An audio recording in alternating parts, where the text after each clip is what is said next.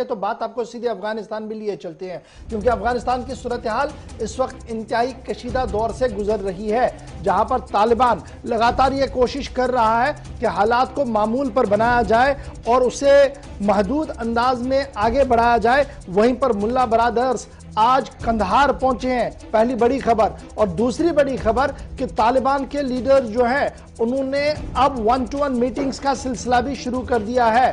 Taliban leader Anas Haqqani थोड़ी देर पहले hijab इस्लामी के लीडर गुलबुद्दीन हिकमत यार के साथ काबुल के अंदर मुलाकात कर चुके हैं। इससे पहले उनकी मुलाकात जो है वो हामिद करजाई के साथ भी हुई है। इधर हिरात के अंदर आहिस्ता आहिस्ता करके हालात को बेहतर हो रहे हैं, लेकिन जलालाबाद सूबे से जो खबर है वो इस वक्त की बड़ी खबर आ रही है कि वहां पर फायरिंग हुई है, जिसके नतीजे में 2 लोगों की मौत की भी इतलात आ रही है। इधर कई मकामात पर तालिबान के जो लोकल कमांडर्स हैं उनका दहशत भी साफ नजर आ रहा है। यह जलालाबाद की वो तस्वीर है जहां पर एहतजाज हो रहा था और अफगानिस्तान का कौमी परचम लेकर तालिबान मुखालिफ मुजाहिरा किया जा रहा था। उसके फौरन बाद आनन फानन में वहां पर गोलियां चली हैं और इस वक्त आजाद जराया और एपी के मुताबिक इस फायरिंग के नतीजे में कमोबेश 2 लोगों की मौत और 7 से ज्यादा लोग जो है वो जख्मी हुए हैं। इधर तालिबान की तरफ से मुख्तलिफ इलाकों के अंदर तलाशी कार्रवाइयां भी जारी है। तो सीधे अभी ताजा तरीन खबर क्या कुछ है, चलते हैं जी रहमत के पास सबसे पहले, और उसके बाद हमारे साथ हमारे डिफेंस एक्सपर्ट भी ज्वाइन करेंगे। सबसे पहले रहमत आपके पास आ रहा हूं, फटाफट से ताजा खबर क्या है। लेकिन एक तो मिलिट्री फ्रंट पर क्या कुछ हो रहा है, क्योंकि 2-3 बड़ी इंपॉर्टेंट डेवलपमेंट्स हम देख रहे हैं। मुल्ला बरादर्स का आना और जो अभी नायब सदर है, जो खुद को अब सदर कह रहे हैं, तालिबान उसे माजूल सदर कह रही हैं, उनका दावा पेश करना कि वो तब तक रहेंगे क्योंकि कानून है और जब तक इंतखाबात नहीं होंगे वही है। लेकिन यहां से तालिबान का इलाहिदा तौर पर अब सभी लोगों के साथ मिलना, पहले सुबह एक मुलाकात और शाम होते होते हिजब इस्लामी के सरबराह से मुलाकात।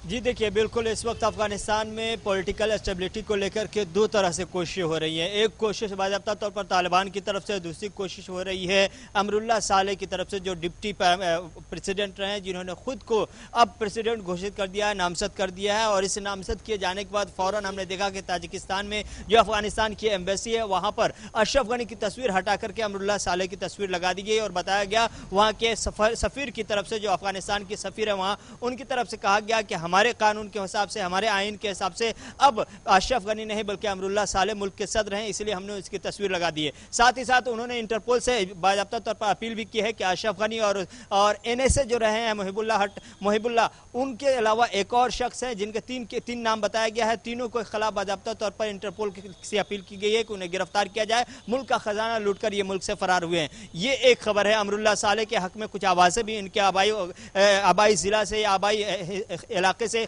अब उठनी शुरू हो गई है। बाज़ाब्ता तौर पर जो खबर मिल रही है कि नॉर्दर्न अलायंस की तरफ से आवाज़ उठी है और आज प्रोटेस्ट भी किया गया है, झंडे भी लहराए गए हैं और जगह जगह पर कोशिश की गई है कि नॉर्दर्न अलायंस को मजबूत करके फिर से तालिबान के खिलाफ स्टेबल किया जाए और एक नए लड़ाई का, एक नए अंदाज में तालिबान के खिलाफ लड़ाई का आगाज किया जाए। एक हिस्सा ये है। दूसरा हिस्सा जो तालिबान की तरफ से स्टेबिलिटी, पॉलिटिकल स्टेबिलिटी की कोशिश की जा रही है, वो ये है कि अनस हक्कानी को ये जिम्मेदारी दी गई है कि मकामी जो अफगानिस्तान के जो पॉलिटिकल लीडर रहे हैं, जो सियासी रहनुमा रहे हैं, सियासी जमातें जो हैं या साबिक रहनुमा रहे हैं, उनसे मुलाकात करके उनके साथ बाज़ाब्ता तौर पर एक ऐसा रोड मैप तैयार किया जाए कि किस तरह से हुकूमत साजी का काम जल्द से जल्द अंजाम दिया जाए और किस तरह से मुल्क को चलाने के लिए क्या क्या पहलू, किन किन पहलुओं पर क्या क्या करने की जरूरत है, इन तमाम हवालों से बाज़ाब्ता तौर पर एक नया रोड मैप तैयार किया जाए। ये अनस हक्कानी को दी गई जिम्मेदारी। इसी वजह से इन्होंने एक तरफ जहां हिजब इस्लामी के लीडर गुलबुद्दीन से मुलाकात की, वहीं दूसरी जानिब हामिद करजई से मुलाकात की, अब्दुल्ला से मुलाकात की।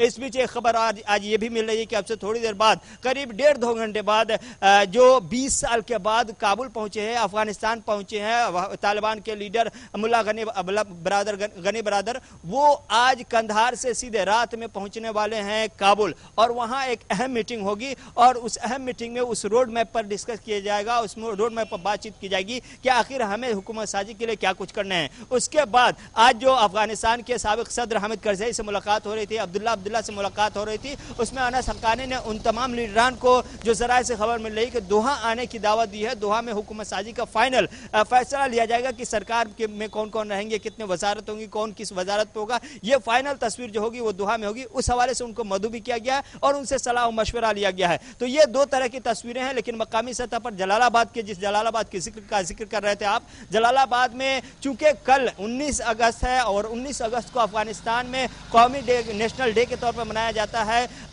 नेशनल डे के मौके पर, यौम आज़ादी के मौके पर वहां पर अफगानिस्तान का परचम जो हटाने की कोशिश की जा रही थी तालिबान की तरफ से, सफ़ेद परचम लगाने की, जो तालिबान का अपना परचम है वो लगाने की कोशिश की जा रही थी जलालाबाद में, उस वक्त अफगानिस्तान के मकामी शहरियों ने एहतजाज करना शुरू किया, आवाज़ बुलंद करना शुरू की। शुरुआती दौर में भीड़ चूंकि जमा हो गई, इसलिए उसे मुंतशिर करने के लिए तालिबान की तरफ से हवाई फायरिंग की गई, लेकिन भीड़ और बढ़ गई, जिसके नतीजे में गोलियां चली और गोली चलने की वजह से 2 शख्स की हलाकत हुई है और 10 से ज्यादा के जख्मी होने की खबर मिल रही है। तो ये जलालाबाद की तस्वीर है। बाकी दूसरी तरफ काबुल में जो तस्वीर है, एयरपोर्ट की तस्वीर है, एयरपोर्ट पे अभी भी लोग फंसे हैं, बड़ी तादाद में लोग जमा है, उन्हें एवेक्यूएशन का काम चल रहा है। अब ये है कि जो कमर्शियल फ्लाइट है वो फ्लाइट आज भी सस्पेंड है, लेकिन जो दूसरे ममालिक की तरफ से एवेक्यूएट किया जा रहा है, इनखला किया जा रहा है, शहरियों को ले जाया जा रहा है, पनाह देने की कोशिश की जा रही है। जब तक ये बड़ा इंपॉर्टेंट है कि जब तक पूरी तरह से इनखला नहीं होता है जी स्टाफ का और बैरून मुल्क जो लोग वहां पर हैं,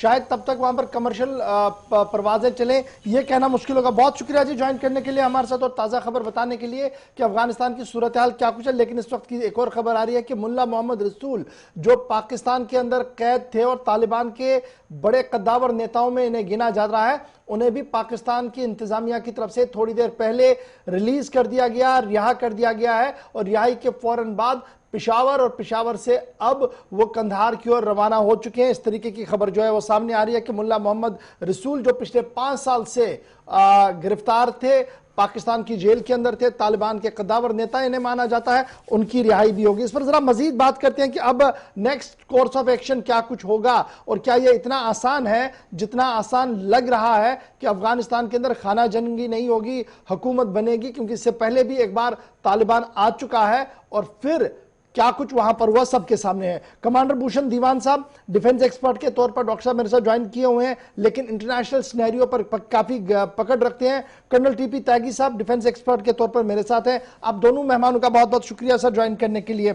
सबसे पहले कर्नल डॉक्टर भूषण दीवान साहब आपके पास आ रहा हूं। बड़ा इंपॉर्टेंट है, जब मैं वर्ल्ड ओपिनियन से इसको देख रहा हूं और मेरे पास इस वक्त तकरीबन 8 या 9 स्टेट्स के कंट्रीज के स्टेटमेंट्स हैं जो इस पूरे मामले को मॉनिटर कर रहे हैं, लेकिन स्टेटमेंट कोई नहीं दे पा रहा है कि हां या ना, एक्सेप्ट 1 या 2 के। तो ओवरऑल वर्ल्ड ओपिनियन किस तरीके से इस पूरे एपिसोड को देख रहा है इस वक्त?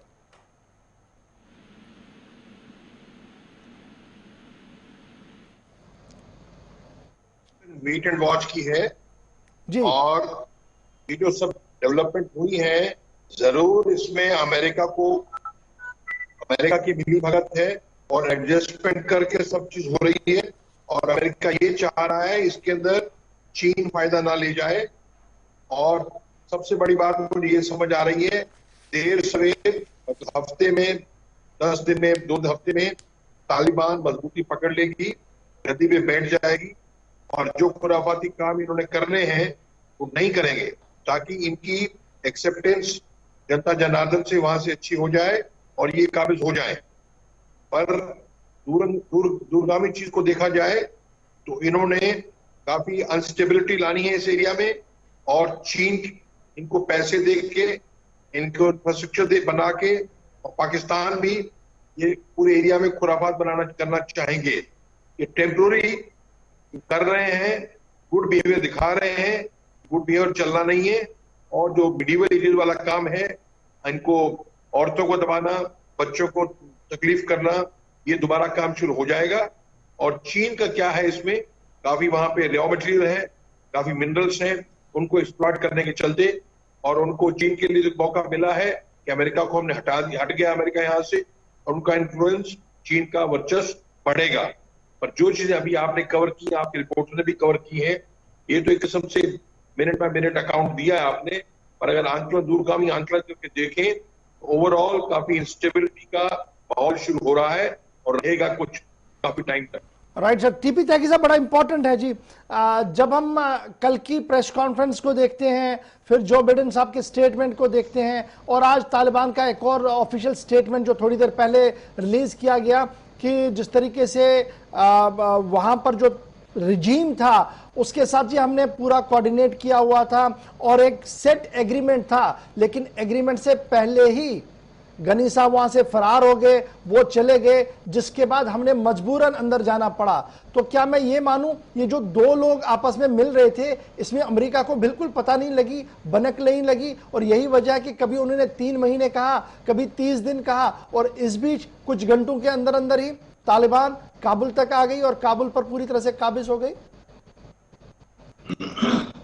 देखिए, अफगानिस्तान की एम्बेसडर जो अमेरिका में है, उन्होंने ये खुलासा किया है कि जो अफगानिस्तानी फौज थी उसको खाना नहीं दिया गया, कई दिन उन लोगों ने पत्ते खाए, उनको हथियार नहीं दिए गए, उनके सीनियर कमांडर्स ने उनको हथियार डालने के लिए कहा, हालांकि सिपाही ये कहते रहे। ये तो हुआ दूसरे फेज में। पहले फेज में तो उनको लॉजिस्टिक्स रोकी गई, दूसरे फेज में कुछ छोटी जगहों पे लड़ने की इजाजत और बड़ी जगहों पे सरेंडर, और तीसरे फेज में खुल्ला सरेंडर के लिए उनके सीनियर कमांडर्स ने कहा। और ये सब यूं ही नहीं हो रहा होगा, इसके पीछे कोई साजिश है जिसका अभी पूरी तरह पता नहीं है, लेकिन ऐसा लगता है कि प्रेसिडेंट ट्रंप ने दोहा के अंदर एक इस किस्म की अंडरस्टैंडिंग इनसे ले ली थी, तालिबानियों से, कि आप अफगानिस्तान के अंदर अल-कायदा या किसी और आतंकी संगठन को नहीं आने देंगे। बस एक इतनी सी बात थी, और वो ये चाह रहे थे कि ये होने से चाइना और रशिया का प्रभुत्व वहां खत्म हो जाएगा, अमेरिका जमा रहेगा। लेकिन सर, जो तालिबान कर रहे हैं उनके ऊपर मैं कमांडर दीवान से पूरी तरह सहमत हूँ। अगर तालिबान अब ये कहते हैं हम औरतों के अधिकारों का ख्याल रखेंगे, हम डेमोक्रेटिक वे में चलेंगे, हम जितनी भी यहाँ पे राजदूत हैं उनकी रक्षा करेंगे, तो सर ये झूठ है। उनके ऊपर यकीन करना ऐसे ही है जैसे oxygen says that I do not support combustion. Would anybody believe? Now that is the type of thing कि हम तालिबान पे नहीं कर सकते, क्योंकि आज की ही 3 घटना देख लीजिए। कल एम्यूजमेंट पार्क में वो उन छोटी छोटी कारों में खेल रहे थे, लेकिन वहाँ एक बुत है, उस बुत को देखने के बाद गुस्सा आया और एम्यूजमेंट पार्क जला दिया। जलालाबाद के अंदर कुछ लोग जो 19 अगस्त की वजह से वहाँ झंडा लगा ले अफगान का, उनको गुस्सा आया और तालिबानियों ने गोली चला दी, 2 लोग मर गए, 10 जख्मी हो गए। 2 मूर्तियां अफगानिस्तान में डेमोलिश कर दी गई। जब ये उनकी प्रेस कॉन्फ्रेंस होने के बाद की ये खबरें हैं, और अगर प्रेस कॉन्फ्रेंस में जिसमें वो इंटरनेशनल कम्युनिटी को ये बताते हैं कि साहब we are now a change Taliban, उसके अगले दिन वो ये करते हैं, इन पे कैसे यकीन करें? सवाल उठते हैं। बिल्कुल, मैं त्यागी साहब दोबारा आपके पास हूँ। कमांडर मिशन बड़ा इंपॉर्टेंट है जी, आपने यूएन को भी देखा है, और जब एक बड़ा मिशन होता है, नाटो का मिशन होता है, तो 20 साल एक बहुत वक्त होता है जहां पर आप ठहरे हैं, बहुत लॉजिस्टिक है, बहुत हथियार है, बड़ी चीजें ऐसी है जो अमेरिका वहां पर लेके गया था, लेकिन जब भागा अमेरिका वहां से तो खाली हाथ निकला। वो सारा सामान अब इनके पास है, तालिबान के पास है। किस तरीके से इस पॉइंट को हम देखें, जबकि तालिबान ये कह रहा था कि जनाब हमारे हाथ तो खाली हैं, लेकिन अब खुद ये मान रहे हैं कि बड़ी चीजें मिली हैं जो शायद उन्होंने कभी सोची भी नहीं थी। अब बड़ी सीधी सी बात है, अगर अमेरिका और तालिबान की सेटिंग ना होती, अमेरिकन सोल्जर्स जो निकल रहे हैं यहां से कत्लेआम हो जाता। वियतनाम से भी अमेरिका जब निकली है, साइगॉन को, साउथ वियतनाम को उन्होंने नॉर्थ वियतनाम की मर्जी पे, दया पे छोड़ के भागे हैं। वो पूरी सेटिंग करके निकले हैं, अमेरिकन फोर्स निकल रही हैं, और सारा असला तालिबान के हाथ में आएगा। और अमेरिका चाहेगा, और अमेरिका भी देखेगा कि पाकिस्तान के जरिए से कैसे तालिबान के ऊपर कंट्रोल किया जाए, अंकुश किया जाए, और धीरे धीरे हर देश, देखिए हमारा या भारत का हो या किसी भी देश का कोई हक नहीं है कि हम दूसरे देश की सरकार के अंदर कौन सरकार आई है उसकी दखलंदाजी करें। यही सबसे बड़ी गलती इराक में की अमेरिका ने। आज तक इराकी बेचारे भुगत रहे, आम नागरिक भुगत रहे, तो ये हमारा हक नहीं बनता है। पर बात यह है कि फैसला बहुत है उनके पास और ये धीरे धीरे मजबूती पकड़ेंगे। पर बात यह है इनके ऊपर गुड आने वाली है कि नहीं। वो आएगी इसलिए नहीं क्योंकि ये डेमोक्रेटिकली इलेक्टेड गवर्नमेंट जब नहीं होती है तो आपस में गुटबाजी हो जाती है, सक्सेशन ऑफ पावर में कि तू बड़ा सिकंदर कि मैं बड़ा सिकंदर, तो कई गुटों में जब बटेंगे उससे लड़ाई होगी।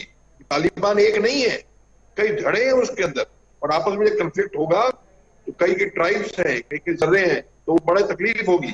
तो शुरू में काम इन्होंने किया है कि दिखा दो कि नहीं हम तो बड़े मॉडरेट हैं। क्या इसको ऐसे भी देखा जाए, क्योंकि मैं कुछ वर्ल्ड ओपिनियन पेज को पढ़ रहा था जो तालिबान पर पेज लिखे गए हैं, जो पेपर लिखा गया है, उसमें यह भी कहा गया कि ये 20 साल का जो टेन्योर था जी, इसमें अमेरिका ने तालिबान को खासा ट्रेन किया है कि अब आपने आगे कैसे करना है, वर्ल्ड ऑर्डर को समझाने की कोशिश की है और वर्ल्ड ओपिनियन को अपने हक में कैसे किया जाए उसके लिए भी कोशिश की गई है। और यही वजह है कि जो सेटअप दोहा के अंदर दिया गया वो पॉलिटिकल सेटअप, उस पॉलिटिकल सेटअप के नीचे सबको लगा दिया, चाहे वो मिलिट्री एस्टैब्लिशमेंट है, चाहे वो फाइनेंशियल एस्टैब्लिशमेंट है, चाहे जो भी एस्टैब्लिशमेंट है। इसलिए जो फतवा वहां से और फैसला वहां से आ रहा है उसकी इंप्लीमेंटेशन हम अफगानिस्तान के हर शहर में देख रहे हैं इस वक्त।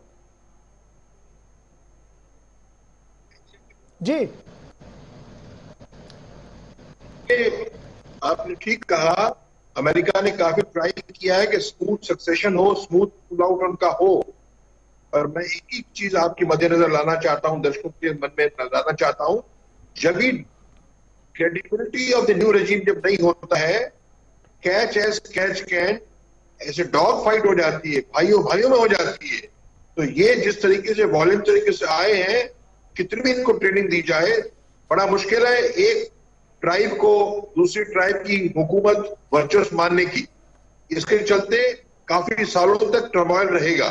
और मैं बताऊं आपको, चीन भी यही चाहेगा टर्मोइल रहे, फिश इन ट्रबल्ड वाटर्स, लड़ते रहेंगे आपस में, मेरा वर्चस्व बना रहेगा। तो ये होने वाला है, ये कहने की बजाय ट्रेनिंग दी है जो की है उनके नेचर में नहीं है और स्मूथ सक्सेशन, स्मूथ ट्रांजिशन नहीं हो रहा है। और ये बड़ी अच्छी बात है, कम से कम ये अच्छी बातें तो कह रहे हैं कि हम मॉडरेट रहेंगे, तकलीफ नहीं पहुंचाएंगे, और ऐसा होगा नहीं।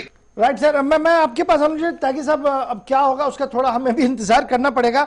लेकिन पेंटागन का ऑफिशियल स्टेटमेंट ये है कि हम जी तालिबान के लीडर्स के साथ इन टच है, उनके साथ मीटिंग्स हो रही है, दोहा के अंदर भी, दोहा के बाहर भी हम उनसे मीटिंग कर रहे हैं और आने वाले कुछ दिनों के बाद हमारा जो डिप्लोमेटिक चैनल्स हैं वो खुल जाएंगी जी। क्या हम ये एक्सपेक्ट करें कि 21 तारीख के बाद कुछ और बेहतरी होगी, क्योंकि मुल्ला ब्रदर्स इस वक्त पहुंच चुके हैं कंधार, शाम को वो तालिबान वो पहुंचेंगे हेडक्वार्टर पर और उसके बाद मीटिंग्स वहां पर चलेंगी और कोशिश की जाएगी कि मुख्तलिफ ट्राइब्स को लिया जाए और अफगानिस्तान के अंदर अमन और बाहर से अमेरिका की नजर, ये कुछ काम आएगी वहां पर।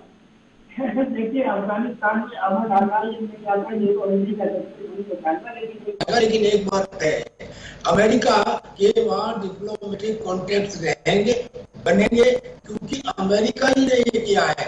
कोई भी मंद बुद्धि आदमी भी इस बात को समझ लेगा कि तालिबान के पास में प्रिमिटिव हथियार थे और अफगान सेना के पास में सोफिस्टिकेटेड वेपन थे। तालिबान के पास एयरफोर्स 0 था और इनके पास, अफगान सेना के पास करीब 160 एयरक्राफ्ट और हेलीकॉप्टर थे। उसके बाद में ये कैसे मान ले, और इनकी संख्या 3 लाख, उनकी संख्या 80,000, ये कैसे मान ले कि साहब इन्होंने सरेंडर कर दिया। सरेंडर करा नहीं, सरेंडर करवाया गया जब अमेरिका को ये पता लग गया कि वो जो अशरफ गनी है और जो अशरफ गनी के सीनियर लीडर्स हैं वो उन्हें धोखा देके पैसा खींच रहे हैं, करप्शन में उस पैसे को ले रहे हैं, वो पैसा किसी जगह पर नहीं पहुंचाया जा रहा है, तब तो उनको ये समझ में आ गया कि अफगान अशरफ गनी ये करेक्ट नेता नहीं है यहाँ के लिए। लिहाजा उन्होंने फिर तालिबानियों के साथ कॉन्टेक्ट किया। दोहा में जो उनकी बातचीत हुई वो ये हुई कि हमारी मेन रिक्वायरमेंट है कि यहाँ कोई दूसरे आतंकी ग्रुप ना आए, और उन्होंने ये मन बना लिया था कि तालिबान को सपोर्ट करना है। इसलिए हम जो अमूमी के द्वारा ट्रेन की हुई सेना को लड़ना चाहते थे सिपाही, लेकिन उनके सीनियर कमांडर्स ने कहा कि नहीं, आप सरेंडर कर दो। मज़ार शरीफ और जलालाबाद इन दोनों जगह सीधे सीधे सरेंडर हुआ, बगैर गोली चले हुए। तो ये जो कुछ हुआ है, ये इसका मतलब कि अमेरिका बराबर वहां पे रहेगा, ये पता नहीं कि अमेरिका की सपोर्ट सक्सेसफुल होंगी या नहीं होंगी। क्यूबा के अंदर अमेरिका हार गया, नहीं क्यूबा नहीं, क्यूबा में, और सोमालिया में हार गया सर, वियतनाम में हार गया, और अफगानिस्तान में तो शर्मनाक तरीके से हार गया। ठीक है जी, मैं सर एक सेकंड, जो सेना थी, जो अफगानिस्तान की सेना थी, उसके मोराल को डाउन करने वाला कोई और नहीं, अमेरिका था। जिस तरकीब से वो भागे और बरगाम एयरफील्ड के सारे हथियार उस समय तालिबानों के हाथ लग गए। ठीक है, मैं डॉक्टर साहब आपके पास आ रहा हूं, चूंकि आप इंटरनेशनल रिलेशंस की जब हम बात करते हैं तो आज कैबिनेट कमेटी ऑन सिक्योरिटी का आज दूसरा दिन भी मीटिंग हुआ है, सिक्योरिटी रिव्यू लिया जा रहा है, क्योंकि बड़ी चीजें हैं जिसको देखना है। लेकिन जब मैं फॉरेन पॉलिसी की ओर आऊं, जहां पर हमारे अच्छा व्यापार हो रहा था, इनके साथ काफी अच्छी पेशरफ्त हो रही थी, लेकिन अचानक से सारा निजाम बदल गया, टेन्योर बदल गया, रिजीम बदल गया है, तो क्या भारत सरकार भी अब इसको देख रही होगी कि what should we do next, क्योंकि अब पॉलिसीज उसी तरीके से शिफ्ट होनी है हर जगह से। सवाल पूछा आपने, अगर पहली नजर में देखा जाए, ऐसा लगता है इंडिया ने, भारत ने तालिबान के साथ खास एंगेज नहीं किया है, पर मेरी समझ में ऐसा नहीं हुआ होगा। दिखावे हमारे भी बैक रूम टॉक्स जो होती हैं, उसके अंदर तालिबान के साथ हमारी पहुंच हो रही होगी, हमारे लिंक्स होंगे, और कल को ओपन नहीं है वो, इसके चलते भारत पीछे नहीं रहेगा। बहुत बड़ा देश है, बहुत हमारे पास तंत्र है, दिखता नहीं है। देखने में हम कह रहे हैं कि तालिबान को हम सपोर्ट नहीं कर रहे हैं, पर कल को हमको सब करना पड़ेगा, बैकरूम टॉक्स रहेगी, लिंक रहेंगे। इंडिया का वो तो साफ है, जब हमने कल यूएन के अंदर भी देखा था, वहां पर हमने तालिबान का नाम तो लिया ही नहीं, हमने कहा कि we want a secure Afghanistan, हम चाहते हैं कि वहां पर अमन हो। तो ये तो सीधी सी बात है कि अभी हाँ ना वाले पोजीशन में हम है नहीं। बिल्कुल ठीक है, तो ये कुछ बदलना नहीं है, हमको डील करना पड़ेगा, नए गवर्नमेंट के साथ में डील करना ही है। यानी जो इलेक्टेड गवर्नमेंट वहां पर हो या जैसा भी रिजीम बने, गवर्नमेंट ने आगे बढ़ना पड़ेगा, आगे चलना होगा और उनके साथ बात करनी होगी, क्योंकि हमारा जो बिजनेस डील है, जो मेरे पास अभी फिगर्स आ रहे हैं, दैट इज 1920 में 1.52 बिलियन, अब उसको 2021 में 1.4 बिलियन तक आ चुका था। तो कहीं ना कहीं कोविड की वजह से थोड़ा कम हुआ था, लेकिन उसके बावजूद भी बड़ा बेहतर था। जी, एक लास्ट क्वेश्चन जो आपसे तैगी साहब जानना चाहूंगा, बड़ा इंपॉर्टेंट ये है, कतर से लेकर अफगानिस्तान और अफगानिस्तान से लेकर यूएन और अब G7 देशों का इजलास, मीटिंग होना, बोरिस और बिडेन के बीच मीटिंग होना, ये कहना कि हम G7 की जी मीटिंग बुला रहे हैं जी, वहां पर भी यही फैसला लेंगे, यहां पर बात करेंगे कि अफगानिस्तान का next future course of action क्या कुछ लेना है। कल तो हमने देखा कि यूएन के अंदर क्या कुछ कहा गया था। यूनाइटेड नेशंस और यूनाइटेड नेशंस की सारी एजेंसी और G5 और G7 और G20 ये कुछ नहीं कर सकते, ये सब नपुंसक है अफगानिस्तान के मामले में। एक बात तो ये समझ लीजिए कि यूनाइटेड नेशन क्या अजरबैजान और अर्मेनिया के बीच में कुछ कर पाया या फिलीपींस के बीच में कुछ कर पाया, या अफगानिस्तान के अंदर ही जब उसका चीज हुआ कुछ कर पाया, तो वो कुछ नहीं कर पाएगा। जहां तक बची इंटरनेशनल कम्युनिटी की मान्यता की बात, मुझे ये बताइए कि जब पहले इनका राज था तालिबानियों का, तो केवल 3 कंट्री इनके साथ थे, सऊदी अरेबिया, यूएई और पाकिस्तान। आज तो इनके साथ 3 से ज्यादा कंट्री ऑलरेडी आ गए हैं। अमेरिका या वेस्टर्न यूरोप आए या ना आए परवाह नहीं, चीन उनके साथ में है, रशिया उनके साथ में है, ईरान उनके साथ आने को तैयार है, पाकिस्तान तो उनके साथ है ही है। तो उन्हें क्या जरूरत है बाकी के इंटरनेशनल कम्युनिटी मान्यता दें या G7 मान्यता दें? तो ये इमेजिनरी क्वेश्चन है। लेकिन मेन प्रॉब्लम क्या है कि इनका राज भी चलेगा क्या? भाई वहां तो पहले ही अशरफ गनी की जगह जो नॉर्थ अलायंस है, उन्होंने अपने आदमी की फोटो लगा दी है। इसका मतलब इसमें 2 धड़े हैं और अभी भी आज भी अफगानिस्तान के अंदर पंचशील एक जगह है जहां पे तालिबानियों का कब्जा नहीं है, वहां पे अफगानिस्तान फोर्सेस का कब्जा है। तो ये सिचुएशन इतनी कॉम्प्लेक्स है कि अभी बहुत जल्दी कुछ नहीं कहा जा सकता। तालिबान का पलटा सिविल वार होने की आशंका है। वेट एंड वॉच, लेकिन last point, wait and watch के साथ साथ हिंदुस्तान को अब और एक्टिव हो जाना चाहिए। अफगानिस्तान की समस्या का रास्ता पीओके से होके गुजरता है। हमें जो हम पीओके हमारी चीफ ऑफ स्टेट में और वहां का जो गिलगिट बाल्टिस्तान है, बस यूं समझ लीजिए वही हुक्म है हमारे लिए। राइट सर, मैं डॉक्टर से बड़ा इंपॉर्टेंट एक कमेंट आपसे लूंगा, चूंकि आप इंटरनेशनल अफेयर से बड़ी नजर रखते हैं। मैं यूएन सेशन को देख रहा था, लास्ट टाइम भी देखा और कल भी जो सेशन हुआ बड़ा इंपॉर्टेंट सेशन था, लेकिन पाकिस्तान का सेशन से गायब रहना, उसे अंदर ना आने देना, नंबर 1। और नंबर 2, जब मैं इसको देखता हूं एक और जाविये से, एक और पहलू से देखता हूं, तो अमेरिका का यह कहना कि पाकिस्तान जी हमारे लिए बड़ा कोर इशू है और पाकिस्तान हमारा फोरफ्रंट का फ्रेंड है, क्योंकि यहां तक आने में पाकिस्तान ने हमारी मदद की है। लेकिन आज के दिन में पाकिस्तान को अब कहां पर देखते हैं? यूएन के अंदर आने की इजाजत नहीं, लेकिन पीठ जरूर थपथपाई जा रही है पाकिस्तान की, उसके बावजूद भी। पाकिस्तान तो बहुत भाग्यवान देश है, उनकी ज्योग्राफी ऐसी है। चीन भी उनको पटाना चाहता है, हर लड़का शादी करना चाहता है, अमेरिका भी उनको पटाना चाहता है। और तरीका क्या है? अगर चीन और अमेरिका की दुश्मनी है तो उन्होंने तो पाकिस्तान को पटा के चलना है। और मैं आप एक बात और बता दूं, जितना भी सीपैक का चाइना का इन्वेस्ट पाकिस्तान में आया हुआ है और वहां के जनरल आपको पता होगा, जनरल भी सीनियर वहां पे मौजूद है जी। वो क्या है, उनके सबके बच्चे अमेरिका में पढ़ते हैं, उनकी लॉयल्टी एंड अमेरिका के साथ भी है। तो हमारा चीन का जितना उनके ऊपर लिवरेज नहीं है, अमेरिका का पाकिस्तान के ऊपर से भी ज्यादा लिवरेज है। और अमेरिका क्या करेगा, खतरे के बाद पाकिस्तान में कोई काम करेगा और इंटरवीन करना है तो पाकिस्तानी बेसिस भी यूज करेगा। आज भी अमेरिका की फोर्सेस पाकिस्तान में किचन में गई, तो वो तो रहने ही वाला है। इस का उनका मजबूरी है, करना नहीं पड़ेगा। चलिए, बहुत बहुत शुक्रिया जी मेरे साथ डॉक्टर साहब ज्वाइन करने के लिए। त्यागी साहब, आपका भी बहुत बहुत शुक्रिया जी कमेंट देने के लिए अपने। और जरा बढ़ते हैं जी आगे।